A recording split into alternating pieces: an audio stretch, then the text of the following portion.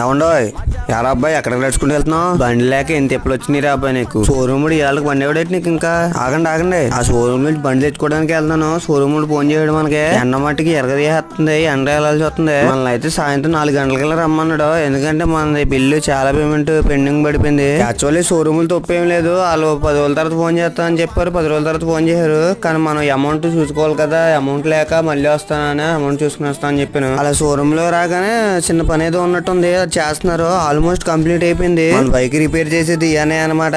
అలాగే water wash చేసి up చెప్తా అన్నారు. సాయిగా షోరూమ్ మొత్తం ఉలిక్కేస్తాం మనం. ఎన్ని పళ్ళు ఉన్నాయండి, ఎప్పటి నుంచో ఇచ్చిన వాళ్ళు ఇవ్వండి ఇవన్నీ. ఫైనల్లీ వాటర్ వాష్ చేసి అయితే అప్ చెప్పారు మనకి. షోరూమ్ నుంచి తెచ్చిన కొత్త బండి లుక్ అయితే వచ్చేసింది మన బండికి. ఇంకా జాయిగా మన బిల్లు అయితే తీసుకుని బయలుదేరిపోదాం ఇక్కడ నుంచి. 20 డేస్ అయిపోయింది నా బండిని మిస్ అయ్యి. అలాగా రైడ్ చేసి చాలా రోజులు అయిపోయింది. అలాగా చాలా అంటే చాలా ఇబ్బంది పడిపోయాను 20 రోజులు బండి లేక.